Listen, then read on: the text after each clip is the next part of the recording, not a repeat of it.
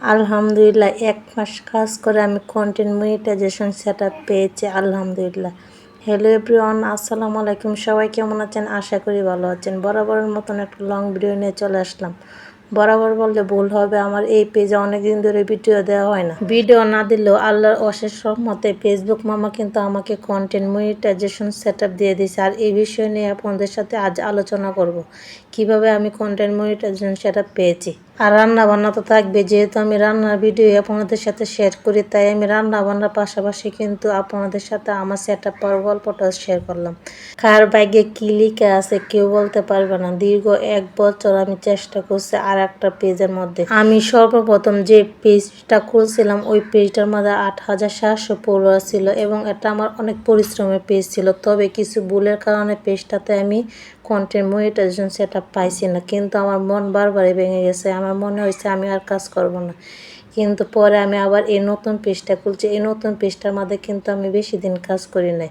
আর আগের পেজটা আমি কেন চালাই না, কোন কোন ভুলগুলো করছে, এইগুলো না অন্য ভিডিওর মধ্যে শেয়ার করব। তবে আজকে যেহেতু এটার মধ্যে আমি সেটআপ পেয়েছি, তাই আমি এটা নিয়ে আলোচনা করি। আর এই পেজটার মধ্যে কিন্তু আমি বেশি দিন কাজ করি না। রোজার মধ্যে আমি কিছু কাজ করছিলাম, মনে হয় 1 থেকে 1.5 মাস পর্যন্ত রেগুলার কাজ করছি। এরপরে যেহেতু অনেকে সেটআপ পাইতেছে, আমি যেহেতু পাই নাই, পরে কিন্তু আমি পেজের মধ্যে কাজ করি নাই। তবে মাঝে মাঝে কিছু রিল এবং পোস্ট করতাম, তবে রেগুলার আমি করি না। কিন্তু আল্লাহর অশেষ রহমতে আমার এটার মধ্যে কন্টেন্ট মনিটাইজেশন সেটআপ চলে আসছে। ফলোয়ার কিন্তু আমার খুব অল্প, মাত্র 2000 ফলোয়ার। আর আগের পেজটার মধ্যে কিন্তু আমার 8000-এর উপরে ফলোয়ার ছিল, তারপরও কিন্তু এখনো মনিটাইজেশন সেটআপ আসে নাই। আর একটা কথা কিন্তু না বললেই নয়, আমার যে পেজের মধ্যে কন্টেন্ট মনিটাইজেশন সেটআপ আসছে ওই পেজটা কিন্তু অনেক আগে খুলে দিয়েছিল আপনাদের ভাইয়া। তবে এটার মধ্যে কিন্তু আমি কাজ করি না। রোজার মধ্যে 1 থেকে 1.5 মাস আমি কাজ করছিলাম, অতটুকুই শুধু। তবে আপনাদের উদ্দেশ্য একটাই কথা, আপনারা যদি পেজের মধ্যে কোনো বড় ধরনের ভুল করে থাকেন বা পলো বলো এরকম কমেন্টস করে থাকেন, তাহলে আপনারা একটা নতুন পেজ খুলে কাজ করতে পারেন।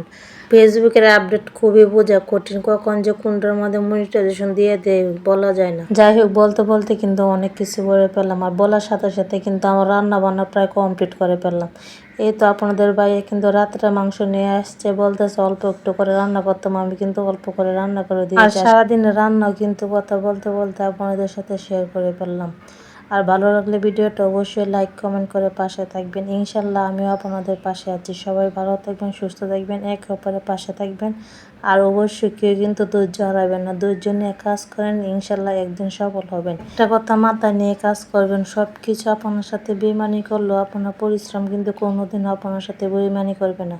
পরিশ্রম করে যান, ইনশাল্লাহ একদিন সফল হবেন। সবাই ভালো থাকবেন। আল্লাহ হাফেজ।